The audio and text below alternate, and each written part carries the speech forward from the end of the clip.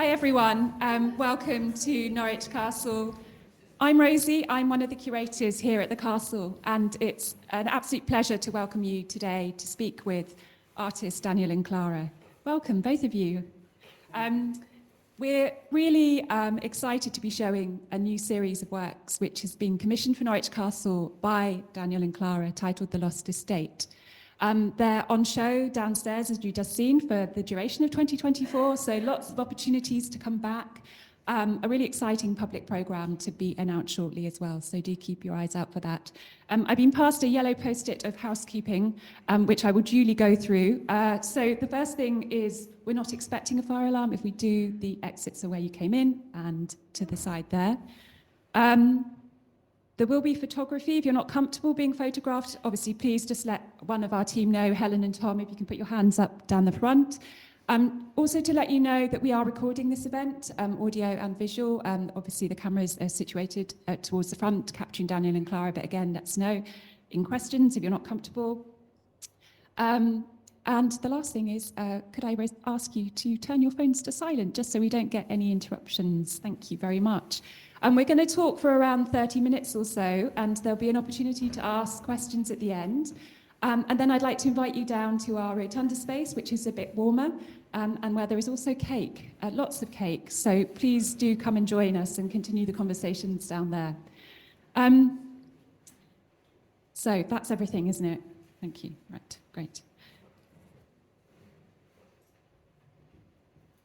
So I first met Daniel and Clara in 2020 when they relocated to the UK from Portugal.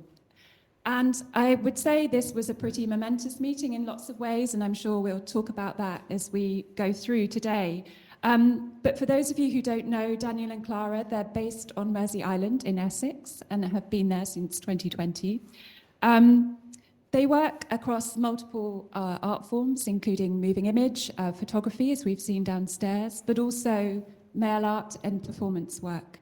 And really, I suppose, interested in kind of the perception of human nature and the relationship to the natural world, amongst other things. Again, we'll get into this shortly. Their reputation, I think, precedes them. They've exhibited nationally, internationally.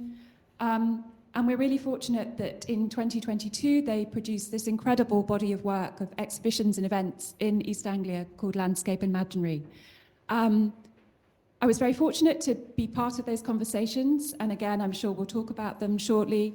But this resulted in the first monograph dedicated to their work, a publication which we also have here available for purchase, but also for you to have a look at after the event. It contains an incredible series of essays about Daniel and Clara's work and really kind of situates, I think, the Lost Estate in context. And I think that really kind of leads me to my first question and thinking about Landscape Imaginary and how kind of formative that was for me as a curator to kind of understand your work. But how, for those who might not be familiar with that body of work, how does that inform and kind of develop where we are now? That's a really difficult question, right? Or a big one. Hello, everyone. We're really happy to be here and to have had this opportunity to make this project. And it really is. It really does feel like it's kind of just we've got to the stage with our work where each project is growing out of the last one, and that it's just kind of chapters in an ongoing story. And I think for a long while it didn't quite feel like that with our work. We were kind of searching and looking for our place in the world and in the kind of the wider narrative of art that we're so sort of obsessed with and interested in, and wanting to find a way to be a part of that and contribute towards that. And I think with the Landscape Imaginary project, I think in a way it's where we started to feel we were making art truly as ourselves. We were able to kind of, that space between that interior zone and the world was kind of, there was a good flow between the two. So, and I guess what Landscape Imaginary is a kind of body of work. It's a title that we've given to a kind of broad body of work that's about place. And So the thing we were seeking is also the subject of the work, this sense of belonging in the world and in place. And I think finding ourselves kind of suddenly stranded on Mersey Island, which really initiated all of this, was the kind of gift that started it. So what am I trying to say? I guess it's like the Lost Estate is just a continuation of what we were doing there, really.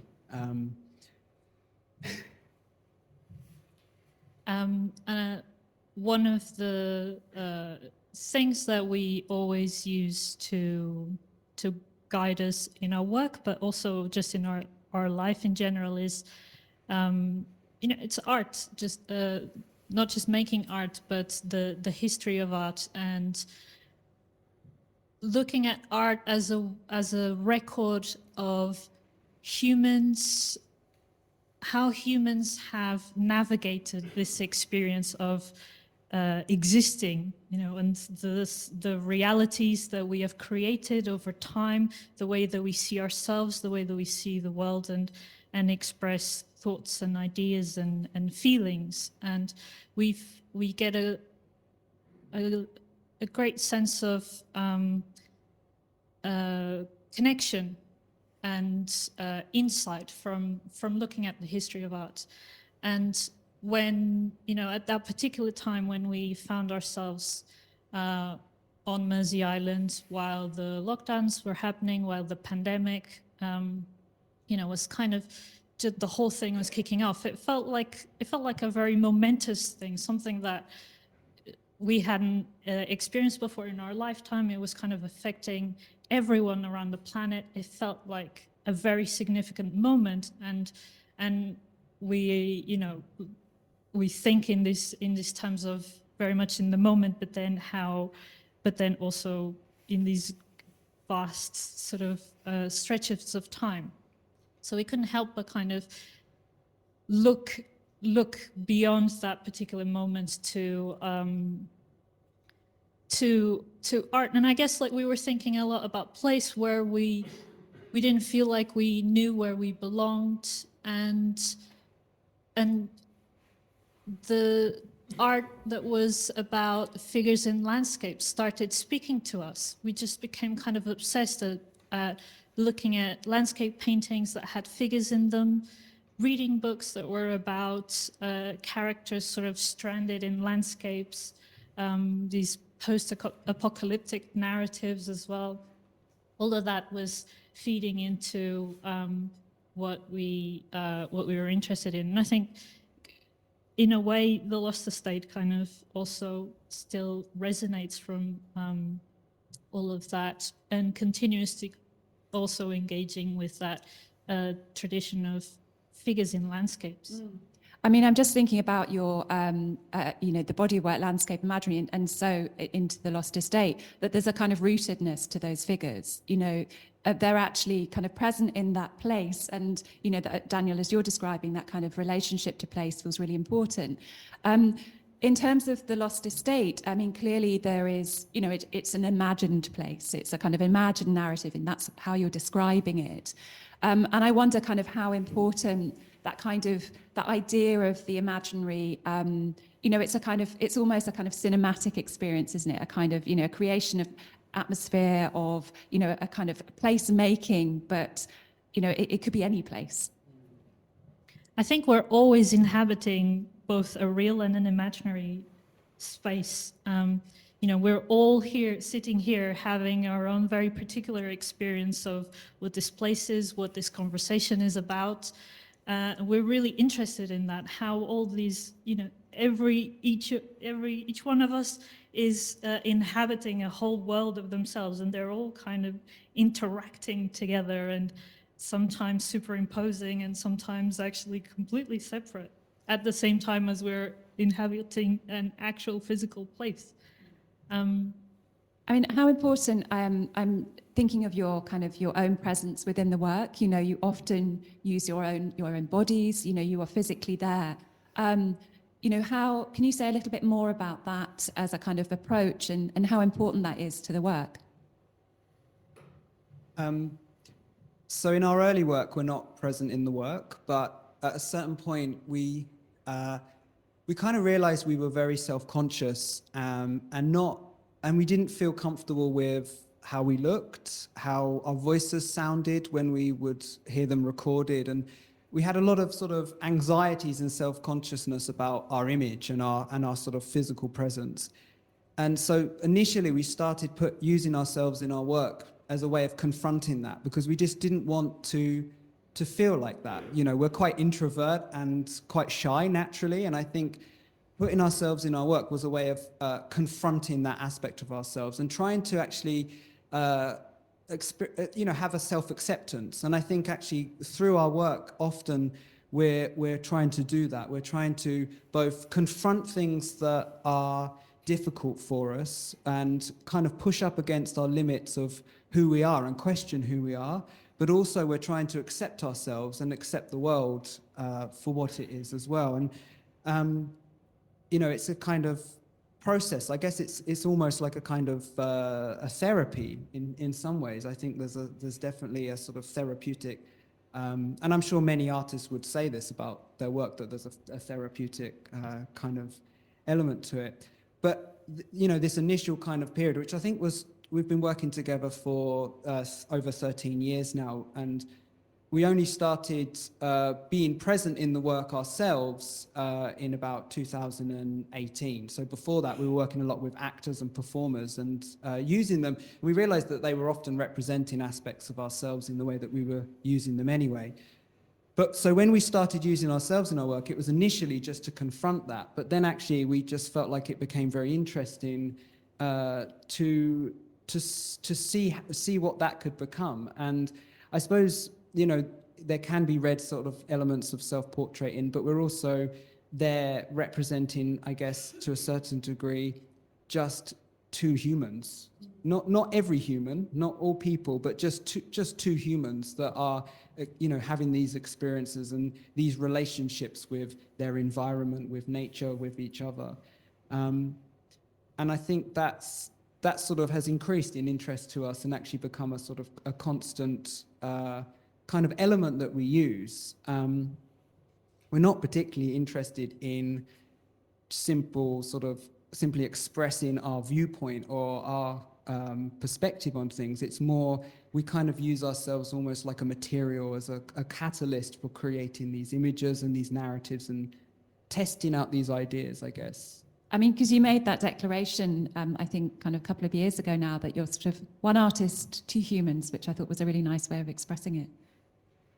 I think it was, for us, the question of our collaboration would come up a lot, and people would often want to know who did what, and it was the easiest way that we could explain, truly, the most honest way we could explain how that dynamic worked is that we are both totally in service to this third being, that it's not about, Daniel here and Clara here as two separate entities. It's like we've been working every single day for 13 years together on this project, that whatever that is. And not just the Lost Estate. I was going to say that's commitment. No, on this Daniel and Clara project, who, whatever it can become. And it's a sort of a space where we're servants to that thing completely, and I think we don't, it's not, that's how we see the artist, actually, as a servant. I think it's really important for us to sort of think of it in those terms. Did you want to say something in response to that, Clara? I don't want to put you on the spot. No, I think no. So I'm just thinking now about the Lost Estate as a kind of body of work. What we're seeing in the gallery downstairs is part of a broader series, isn't it? And so the selection that you see in the galleries is 6 images. But I suppose one of the things that has really struck me about your moving image work also is that you often work in series. That's a really important aspect of your work. How do you anticipate the kind of depth and breadth of that as you embark on these things? Does it happen organically? Is it something that you already have a kind of idea around before the project begins, I suppose? I just wonder, in relation to the Lost Estate, we talked very early on about it being a series. That was very clear, and that was part of that process. But But for example, with landscape imagery and On the Island, you know, that was a series of over 100 moving image shorts. And, you know, presumably you've got projects that are still going. Do you always kind of keep things open? Do you revisit? Or is it, you know, do you know when something's kind of got to its natural endpoint, I suppose, is the very long-winded question. I think I'll talk about working in series. I think maybe it's something that comes because we started by working with moving image, and particularly thinking about, you know, the cinema and feature-length narrative form. As much as it was experimental, we were still kind of thinking about, when we first started working together, what we really wanted to create was these feature-length narratives that are long experiences for the viewer, where you experience things in a sequence. So in a way that sequencing is very much a part of our thinking and how our ideas developed, the way we think that how the audience is going to experience not just a one thing, but something that unfolds over time. And for the first few years that we worked together, that was the form that we were working with, the feature-length film. But as we became interested in moving beyond that and working with still images and started doing performances, there was the way that translated was that an idea could be unfolded over a series of images. And there's something wonderful about that, in that each image can be its own thing, but then its meaning accumulates with people experiencing the series in itself. And I think also it was sort of around the same time where we started being present in the work ourselves. And so for us, experiencing things over a duration of time was also connected with this idea of how the audience would be experiencing something that unfolds across several images or across time too. And this idea of repetition and revisiting, these were all motifs that it made sense for us to use, both in the creation of the work and how the work actually manifests as an experience for the viewer. I suppose No. that idea of kind of repetition and motifs, I'm thinking back to your comments about art historical references, for example, you know, that it gives you that ability to kind of continually look back as well as forward, and to think about how that can change, and you can revisit and you know, alter that your kind of interpretation in some way, or, you know, the work moves forward as a result of moving backwards. I think there was a thought that I forgot to say about this itself, is the act of repetition itself is in a way something that creates a meaning, that if you did something just once, the meaning wouldn't be there in the same way. And also because when you experience something continuously, you start to create a ritual. I think now that we've done it over so many projects, there's almost like a readiness, I think, in us humans, in the way that we are, that the repetition initiates a kind of engagement that if you don't have repetition, it's not there. And that is a very fruitful thing for us, especially in generating ideas or generating the work. The way to unlock the creative process is often to say, let's do this 100 times, or let's do as many variations of this one thing as we can, and let all of that come uncensored. And then we can, once it's all out, then we can kind of look back and see what it's there, what has come, and make a selection in a more critical way. But it's important to create that space where we allow the meanings to just emerge without deciding what they are at the beginning. In relation to the lost estate, you know, I'm kind of just digesting, Clara, what you're describing with repetition. And there was a kind of structural process, wasn't there, that was kind of integral to the work. And I'm just thinking particularly about when the photographs were taken, the kind of and how that is visible actually in the final photographs. Do you want to say a little bit about that? So we were in a residency for 1 month, and the photos were created at sunrise and sunset. So we throughout that whole month, we were up every morning before the sunrise, setting up the shots and attempting these photographs, and then the same thing at the end of the day as the sun was going down.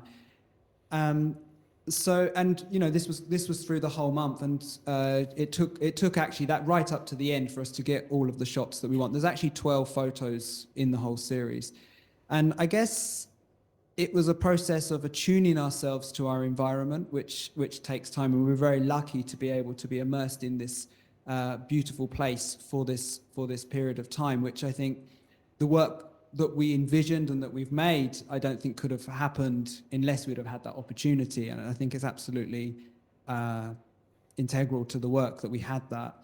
And I think that I think we really respond well to kind of structures and discipline and putting ourselves in, like Clara was saying, almost like a kind of having a ritual that somehow when you kind of create these structures for yourselves where you're working in this kind of way, it's almost like it operates like a key that unlocks something in yourself. And it's like you kind of create a sort of receptivity. And I think that's what we're looking for. It's like our work is never about, we have this, you know, thing that we want to say and this is the message. There's never any kind of intention in that way. There's more like a kind of curiosity of like, you know, we wanted to use this kind of technique of this split focus. We wanted it to be contained within a particular landscape. And, you know, so we had these kind of like things in place that we knew, but we didn't know what the outcome of that would be. It's like a question. What would happen if we did this and put these things together? And I think it's important for us, like we have these structures, these fixed things that are often technical as well, you know, like using a particular camera lens. But then you kind of go in and having that structure kind of allows you that freedom to let the intuition just go and you follow it. Whereas I feel like if you were kind of almost, if we were just able to do anything, it's almost like the possibilities are so endless that actually it's the opposite of freedom. It's actually, we almost need discipline to kind of be able to have freedom. I mean, that's interesting in relation to the title of the series, you know, this idea of an estate, of an enclosed section of land, something that has boundaries, borders, you know, very kind of demarcated perimeters. And, you know, you're discussing these kind of ideas of around freedom and kind of, you know, ritual, but actually it's, in this particular body of work, it's very contained, isn't it? Deliberately so.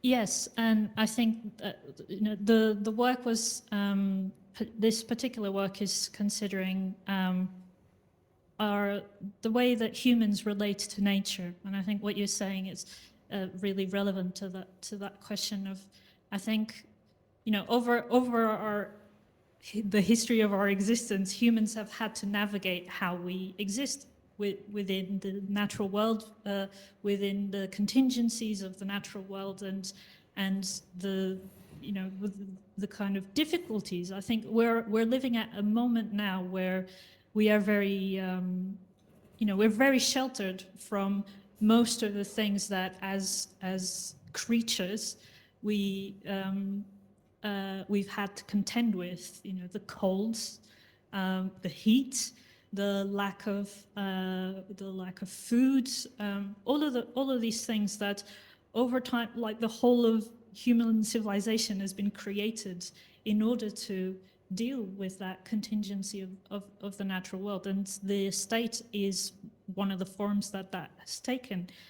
And humans do that out of a necessity, And I think that we're living in this particular moment where we've constructed things to such a degree that we almost forget that we were doing why we were doing this. That we did have to kind of protect ourselves, but also at a point where we're contemplating that what we've created isn't sustainable.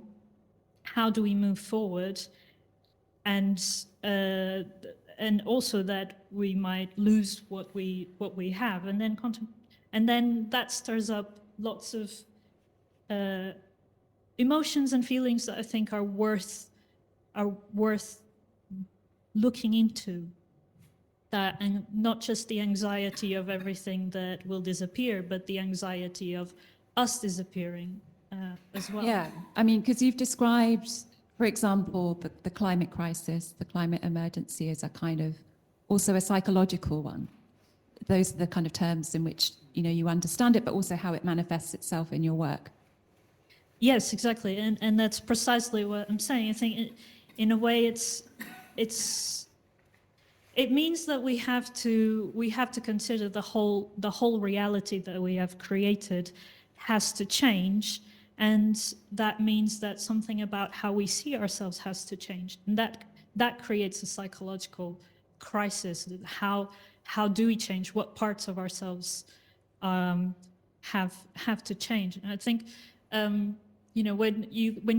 you try to just look at one thing specifically, you realize that you can't untangle it for anything else. So we can't just say, oh yes, we're now going to change how we treat the environment. That might lead, if we follow that thread, that might lead us changing something about the way that we relate to each other, the way that things that we might not expect are related to that. And that creates a crisis because often humans don't want to change, or they don't want to change parts of themselves that they think are absolutely right. I'm aware that, I'm aware, and I don't necessarily think this is, obvious or evident in the work, but there is a real attention to the history of that kind of understanding, I suppose, in your kind of broader practice. And we were looking together at the work of, say, artists such as John Crome, one of the Norwich School of Artists, and that kind of idea of the overlooked, the incidental, and actually that attention to the incidental enables that kind of dialogue and that understanding that you're describing, Clara.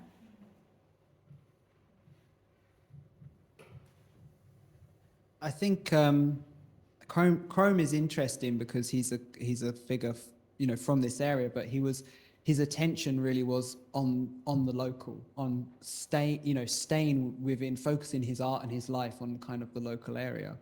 And I think, in the past we could see such a sort of local view as possibly having a kind of negative, it's like just sort of zoomed in on your own kind of little arena in the world. But I think actually what we're kind of discovering is that we kind of maybe need to think about the local in relation to the global, but actually having a kind of local view is also kind of potentially interesting, and maybe even kind of a radical kind of perspective on dealing with the sort of wider view as well.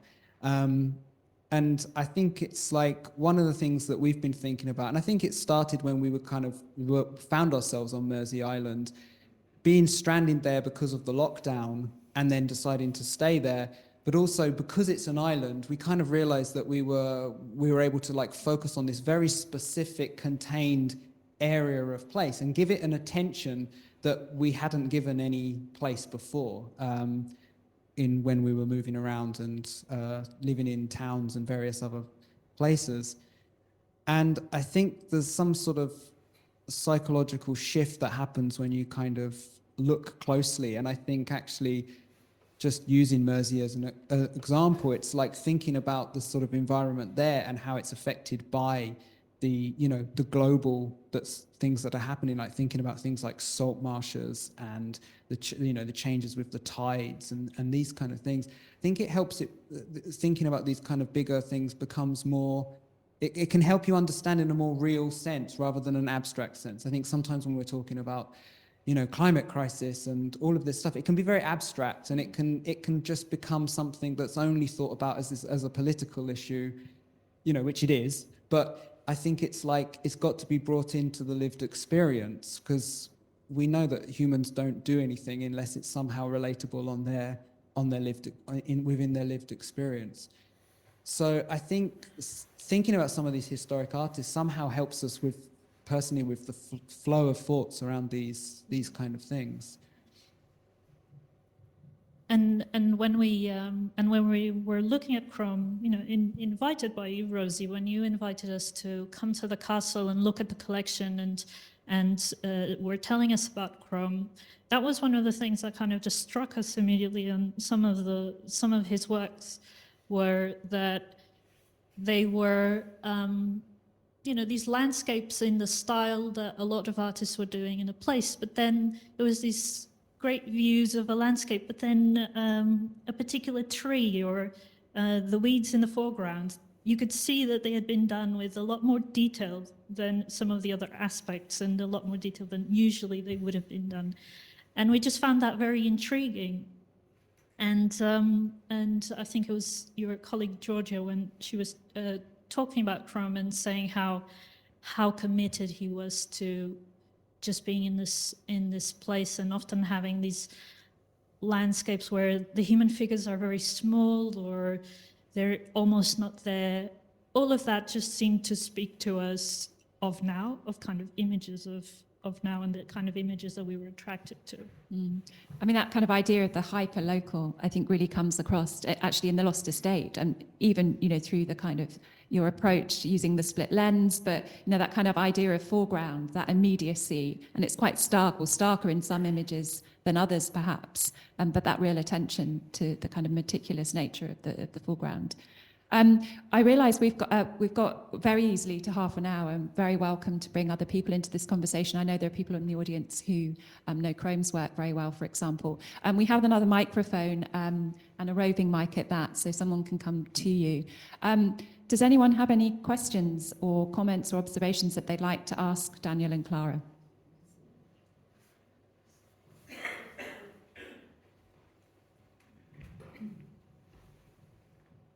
Thank you. Can you hear me? One of the things I found very odd, and maybe you'd like to comment on it, was why you chose to put your figures in sort of urban dress in the context of the garden, which seems just very strange. So I'm just going to repeat the question, if I may, and summarise and shout if I'm not summarising correctly. That you found it odd that the characters are dressed in, did you say something dress? Urban dress. Urban. I didn't hear that word. Okay. In the context of the garden, I just wondered whether you'd like to comment on that, obviously as a very deliberate choice, and why. I think first of all, we kind of thought about, dressing them in a way that is in some ways echoing certain reference points that are interesting to us, bodies and worlds we wanted to inhabit, narratives we wanted to inhabit. There's a Marguerite Duras film called India Song, which we're obsessed with. I don't know if anyone's seen any Marguerite Duras films, French film, and it's an incredible film, and it's sort of in this big huge mansion, and there's these characters that sort of wandering around in these kind of dresses, and it's sort of like just has this atmosphere to it, and I think one of the things is we wanted these kind of characters that sort of are slightly from another time, slightly from a sort of previous era, and it's a kind of ambiguous other time. It's not sort of like we're in kind of costumes of a specific era, but I think it's an era, probably early 20th century, when people more frequently wore dresses and ties in such a way. And I think we just had this idea of like having them slightly at odds with their environment as well. They're not completely in harmony. They're not dressed in sort of, big boots and sort of raincoats and, ready to kind of be totally in harmony with this. They're slightly at odds with it. And I think that was sort of the tension and the atmosphere that we were interested in kind of connecting to. And, we purposely didn't want them to have shoes on. And, part of that was for our own ritual experience of just having our feet connecting to the ground and experiencing that place, but also just to continue that kind of slightly at odds with the environment, which I think generally we all are actually. And I think it's also just sort of intuitive atmospheres, that are created by those tensions, the use of the color and just kind of, I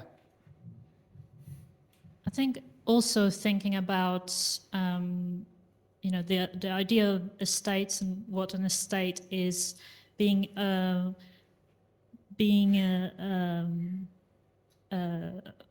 what's the word? A kind of a piece of land that belongs to one person, and there's a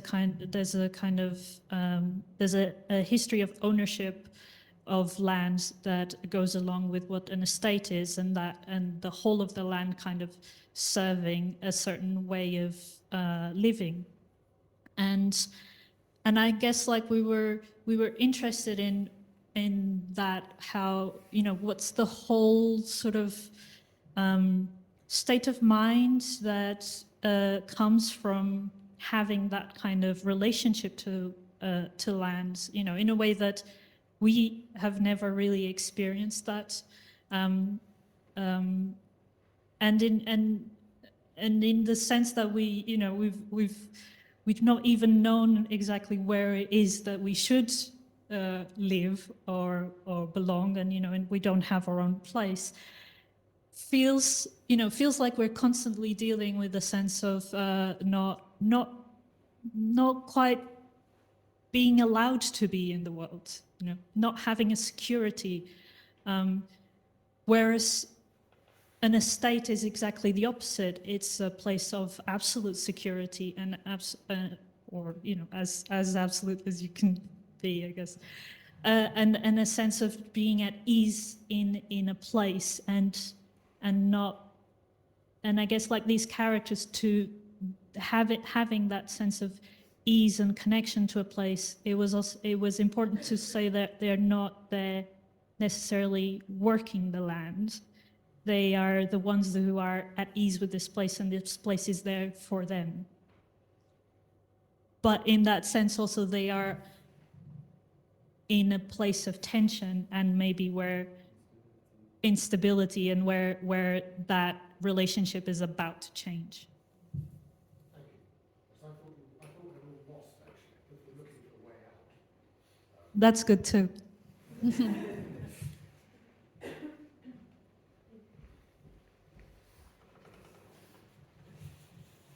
Thank you very much, and I apologise, I got here a bit too late to see the work downstairs, so I'm experiencing it through your words and through what we're seeing on the screen. And I guess I was about to say something about what you've just said, that I get the sense here of a profound unease, and I read it as the lost estate in many senses, a lost estate of being, as well as a lost estate in terms of the place. But that the fact that you're, in this picture, for instance, you can't see you've got bare feet, but you're sunk into the ground. And yet you seem to be ill at ease with that place completely, and ill at ease with each other as well. And yet you've used devices like the color of your dress that echoes perfectly the blooming of the artichokes and things like that. And here you're echoing the dragonfly in the water. So there are elements of where you kind of know, but also you're absolutely not there and out of it, and not even with each other. So that there are many different levels of unease I read in that. Thank you.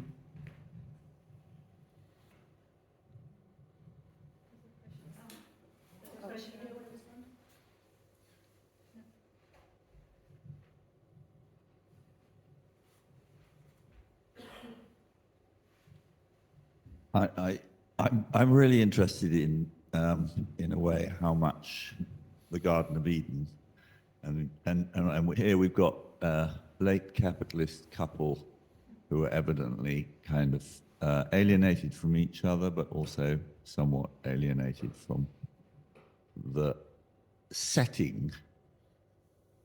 And that photograph of the beheaded chicken, in a way, is kind of the evil moment.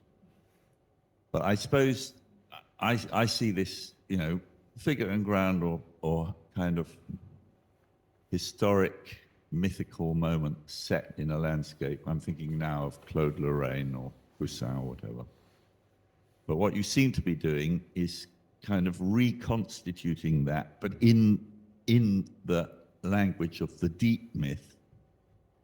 And when you talk about the estate, I think, you know, in the biblical rendition of the Garden of Eden, it's very, very strange, to me anyway, that one feels that actually it is quite enclosed, that this is a place that has this law about not being allowed to eat of a particular tree. But that law also, in some senses, suggests a perimeter. And the thing that I find uncanny but also powerful about this is the way that these images seem to reflect, well, the language of advertising in color supplements in our kind of Sunday papers. And yet you've managed to insert into there this uncanny dis-ease. I just wonder whether you could talk a bit about, if you like, well, I see it as, yeah, in a way, a monotheistic Christian iconography here that has found a way of re-emerging in a context of agency only being given to those who consume.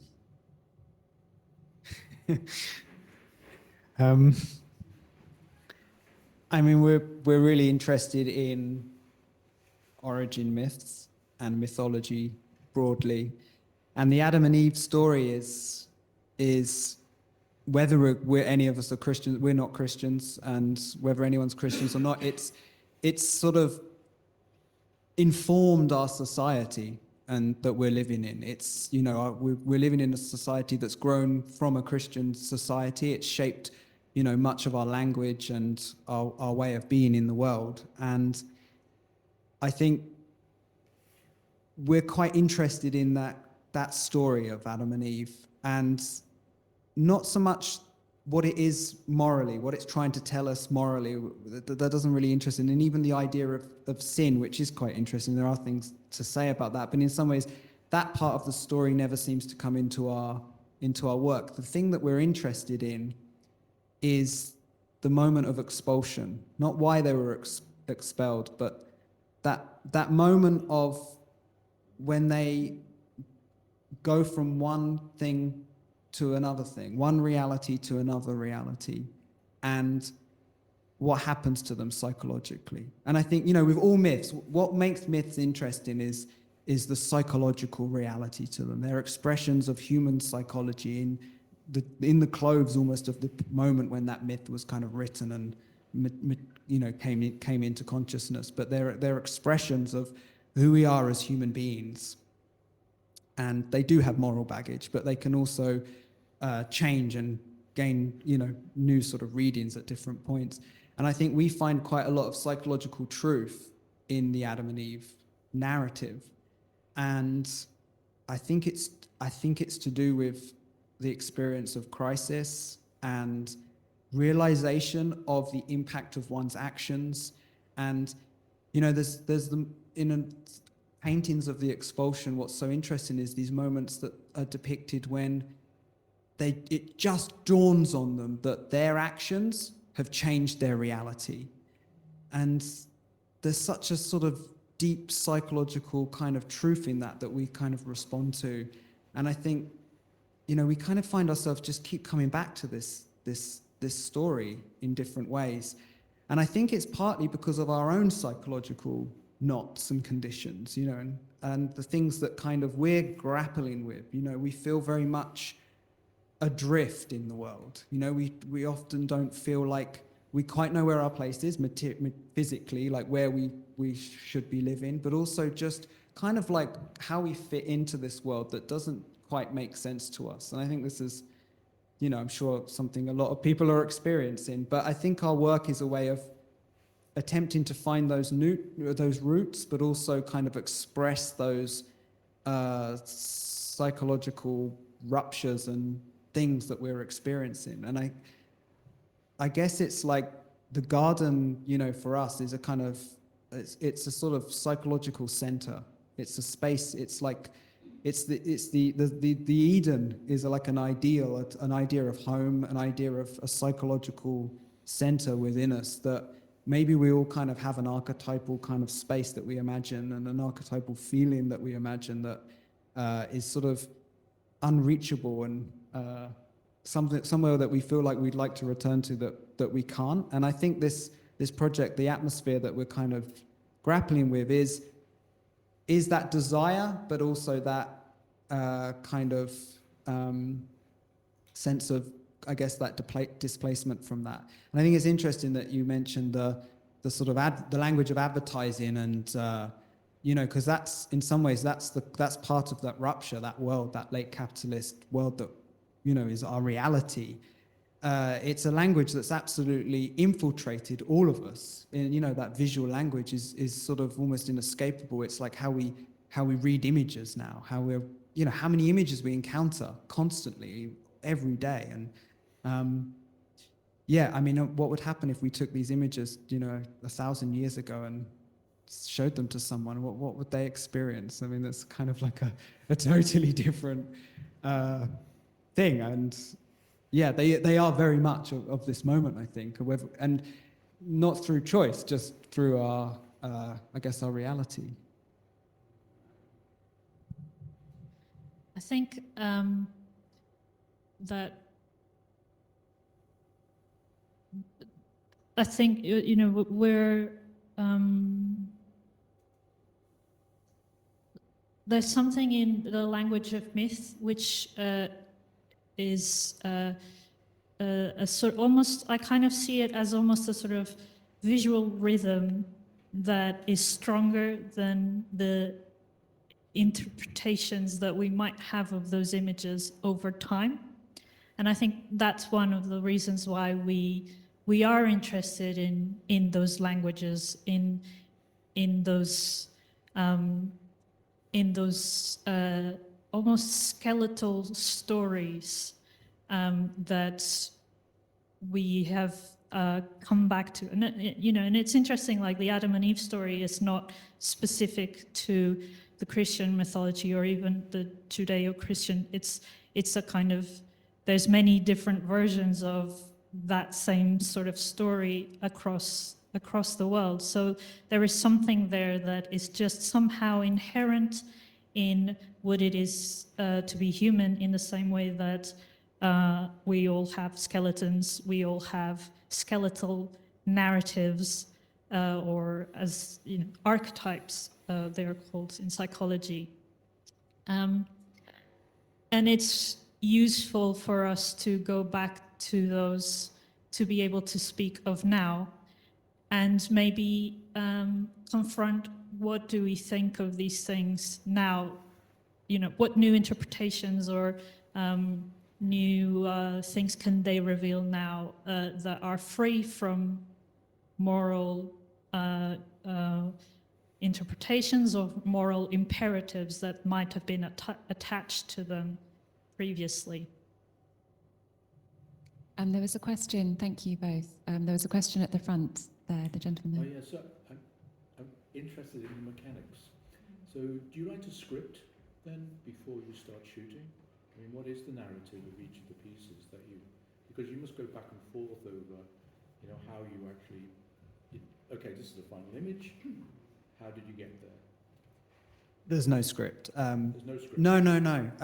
And also, actually, I should make clear, we're certainly not trying to illustrate any story or a specific Adam and Eve story. These are sort of thoughts in the background. You know, these are things that are kind of informing, I guess, a kind of us at a sort of research stage. But then, in some ways, the images are very much intuitively responding to each kind of moment and environment.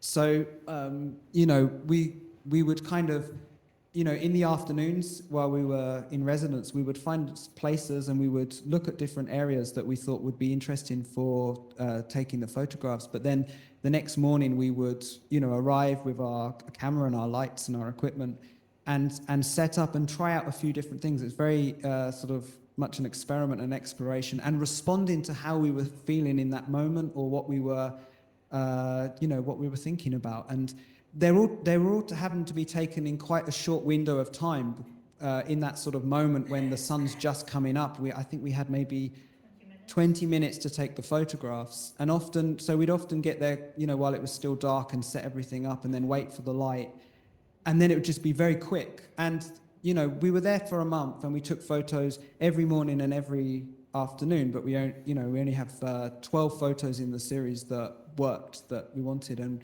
sometimes we would go, one wouldn't work, and we'd go back the next morning and we would try it again. And so yeah, it's very responsive to where we were and what we were seeing. But there'd be like little things you'd carry, and sometimes we'd sort of see a posture or something in a painting that we'd think, that's posture. What would it feel like to embody that posture? We were looking at in the library at the residency, they had lots of books, so it was really fantastic to kind of have those to kind of flick through. And they had a book on Stanley Spencer, who's an artist who we really adore. And we were just kind of like thinking about all of the postures that figures have in his paintings, which are very strange, and we wanted to just sort of experience embodying some of them. What does it feel like to stand like that? And what's it going to do to us, and what's it going to do to the scene? And so we would see something like that and we'd say, let's try that out and see what it activates. And then when it works because some intuitive feeling of like it just clicks, you know. And then later we might kind of, you know, a lot of this analysis that we kind of have over the image comes afterwards. Once they're done, we kind of look and think, what have we created? It's like I said earlier, it's like we make art sort of with this curiosity of questions of like, what would happen? What can be discovered? These thoughts are all buzzing around and they kind of answer back from the work. So, yeah. Thank you. Did you want to say something, Clara? I was just going to say that another thing that we had kind of, I guess, never really a script, but just another element was these titles that we had. Each of the picture has a title, and those were lifted out of looking at Virginia Woolf's To the Lighthouse, and which is a book that we love and that we felt kind of something in it, something about portraying that kind of reflection on loss of a certain way of living or a certain experience of security that exists in that book, seemed to be something that we could use to connect to that feeling.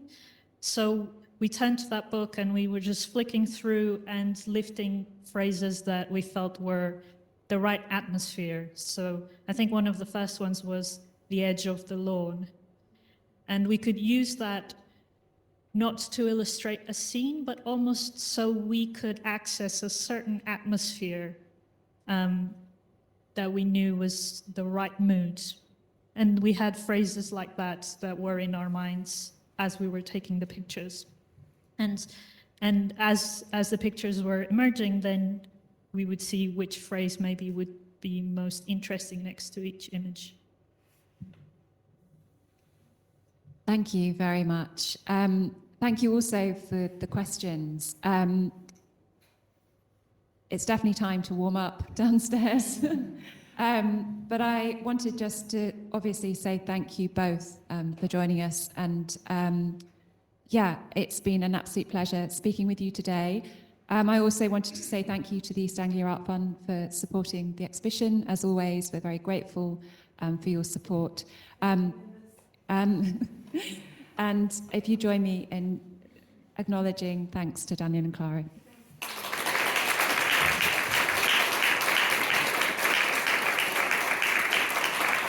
Thank you, Rosy.